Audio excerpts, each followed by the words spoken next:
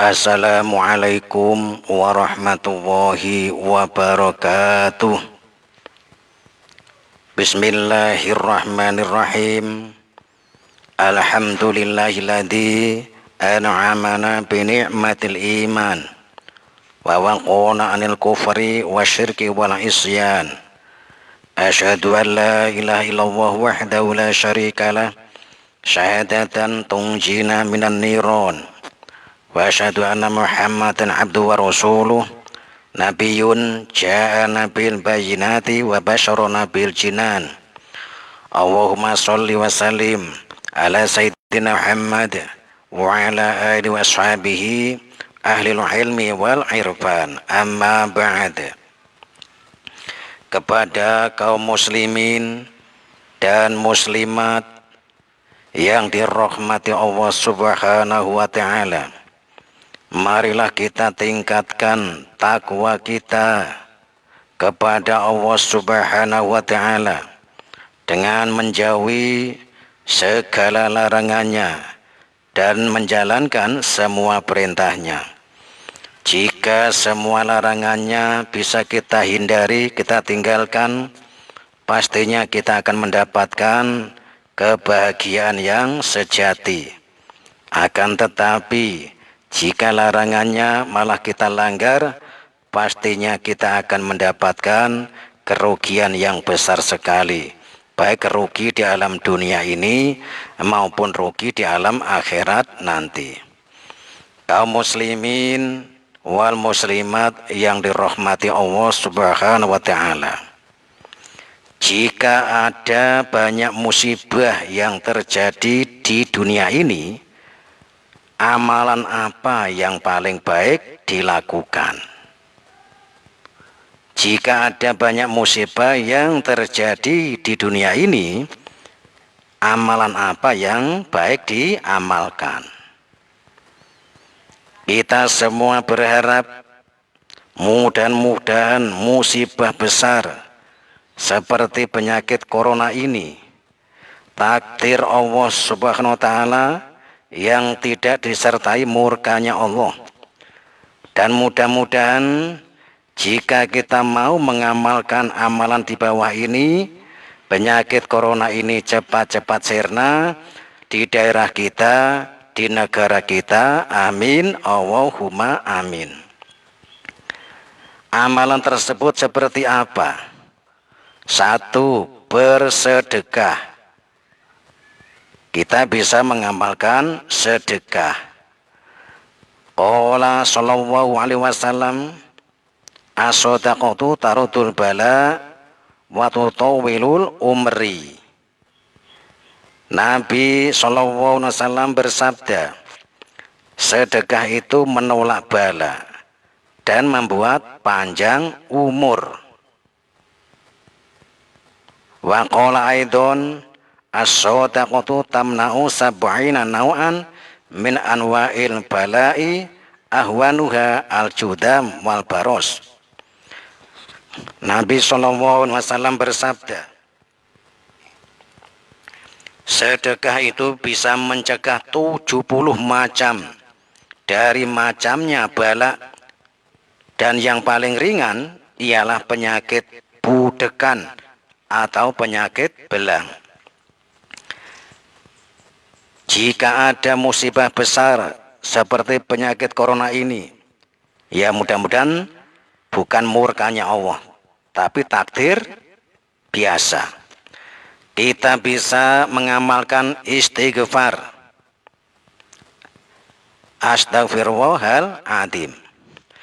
Qala Nabi sallallahu alaihi wasallam, man lazimal istighfaro ja'alallahu lahu min kulli dhaiqin makhraja wa min kulli hammin faraja wa razaqahu min haitsu la yahtasib.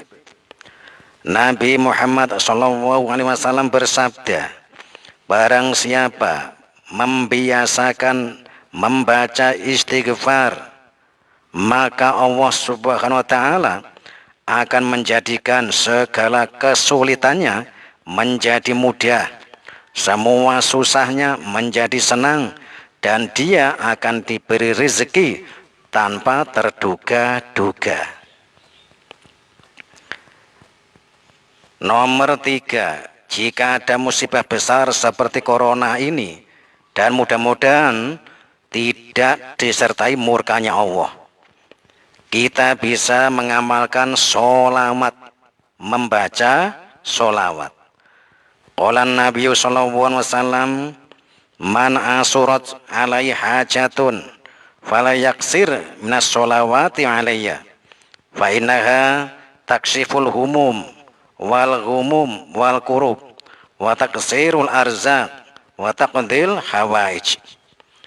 Nabi Muhammad sallallahu alaihi wasallam bersabda, barang siapa mengalami kesulitan dalam kebutuhannya, maka perbanyaklah membaca sholawat kepadaku, karena sholawat itu bisa menghilangkan kesusahan, keruwetan, dan bisa memperbanyak rezeki, dan bisa mengabulkan banyak hajat. Hati sholawat itu penting, terutama ada musibah besar sekarang ini. Allah Ta'ala berfirman, wa ma kana Allahu yu'adzibahum wa anta fihim wa ma kana Allahu mu'adzibahum wa hum yastaghfirun. Surat Al-Anfal. Artinya, dan Allah sekali-kali tidak akan mengadab mereka sedangkan kamu berada di antara mereka. Kamu maksudnya Rasulullah sallallahu alaihi wasallam. Dan tidaklah pula Allah subhanahu wa ta'ala akan mengadab mereka sedangkan mereka meminta ampun. Jadi kalau kita bersolawat, otomatis ada Rasulullah sallallahu alaihi wasallam datang. Ketika ada Nabi datang, Allah Ta'ala tidak akan menurunkan musibah. Yang kedua, Allah Ta'ala tidak akan mengadab, tidak akan memberi musibah besar jika kita selalu mohon ampun, selalu membaca istighfar. Yang keempat, jika ada musibah besar seperti penyakit corona ini, dan mudah-mudahan tidak disertai murkanya Allah, kita bisa mengamalkan dzikir, membaca dzikir. Dzikir dengan bersila, berdiam diri, menghadap kiblat, berwudu, yang paling baik begitu. Wa qala Sofiyun, innal balaa idza nuzila qaumin wa fihim dzakirun hatta anhul bala. Ulama sufi berkata, sesungguhnya ketika ada bala atau musibah akan diturunkan kepada orang-orang, dan di situ ada orang yang berzikir, ada orang yang selalu berzikir di rumahnya, di masjid, di musola, dan lain-lain, dengan berwudu menghadap kiblat, maka bala tersebut, maka musibah tersebut akan kembali, artinya tidak diturunkan. Jadi makanya kita harus berterima kasih pada orang-orang yang selalu berzikir, karena mereka akhirnya musibah tidak akan diturunkan. Dan zikir itu lebih dahsyat, lebih diterima oleh Allah Subhanahu wa Ta'ala. Nomor 5, jika ada musibah besar seperti penyakit corona semacam ini, dan mudah-mudahan tidak disertai murkanya Allah, kita bisa mengamalkan membaca surat Yasin.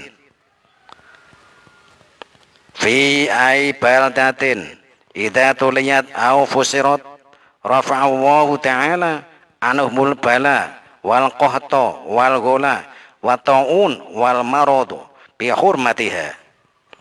Dalam hadis dikatakan begini, kapan ada daerah dibacakan surat Yasin atau digelar penjelasan tafsir Yasin, maka Allah Subhanahu wa Ta'ala akan menghilangkan penyakit paceklik, larang pangan, penyakit taun atau pagebluk, dan penyakit lainnya sebab hormatnya, sebab mulianya surat Yasin.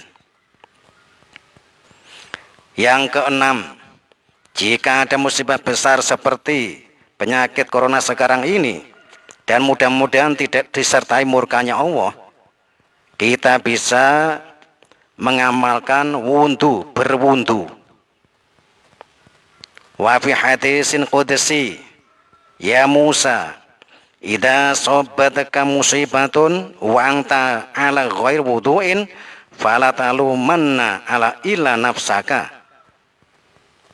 Allah Subhanahu wa taala berkata kepada Nabi Musa alaihissalam, wahai Musa, jika terjadi musibah dan engkau tidak dalam keadaan berwudu, maka jangan kau salahkan siapa-siapa kecuali salahkan dirimu sendiri.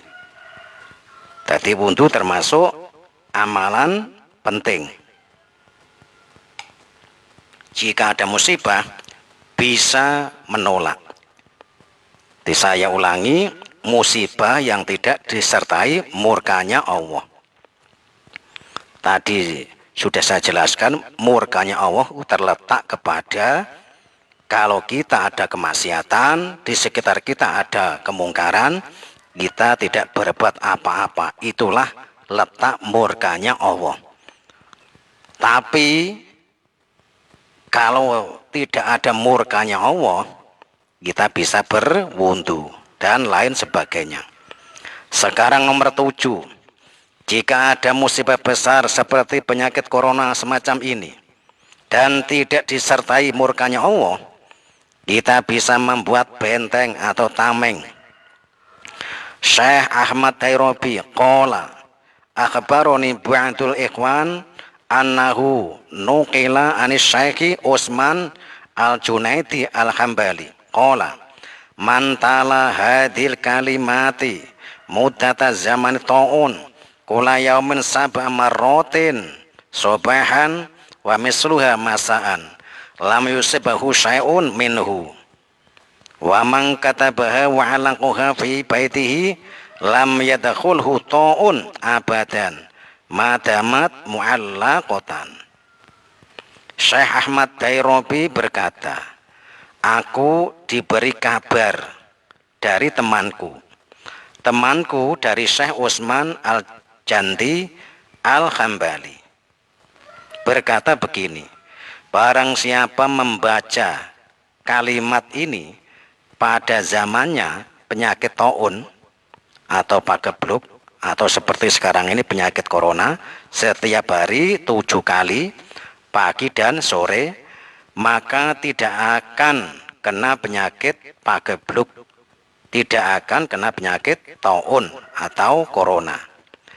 Dan barang siapa menulisnya lalu digantungkan atau ditempelkan di rumahnya, maka tidak akan masuk penyakit taun atau pagebluk selama tulisan tersebut masih digantung atau ditempel di rumah tersebut.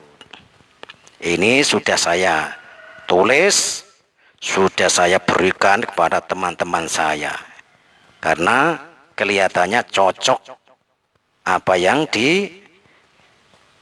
dikatakan oleh Syekh Ahmad Tairobi.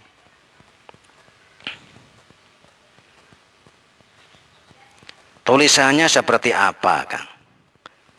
Tulisannya wahia la ilaha illallah amanun ta'un Muhammad Rasulullah ta'inun fit ta'un Sayyidi Abdul Wahhab Sya'roni, Sayyidi Samsuddin Al-Hanafi, Sayyidi Sirajuddin Al-Balqini, Sayyidi Abdul Qadir Al-Jilani, haya sumada baqi walau kafu waqi subhanal malikil kholaq. Tulisannya semacam itu. Inilah Maidah Hasanah menerangkan jika ada musibah yang tidak disertai murkanya Allah, kita bisa mengamalkan, yaitu apa yang saya terangkan tadi. 1, bersedekah. kedua beristighfar, ketiga bersolawat, keempat berzikir, kelima membaca surat Yasin, keenam berwudu, tujuh membuat benteng atau tameng. Mudah-mudahan Maidoh Hasanah ini bisa bermanfaat, bisa membawa barokah, dan bisa menggugah kita untuk berbuat amar ma'ruf nahi mungkar, memberantas perzinahan-perzinahan, kemaksiatan, karena perzinahan kita sudah tahu mengakibatkan penyakit besar. Mudah-mudahan pemerintah kita, pemimpin kita bisa sehat walafiat dan bisa menjalankan apa yang menjadi visi misinya. Amin, Allahumma amin. Saya akhiri, wassalamualaikum warahmatullahi wabarakatuh.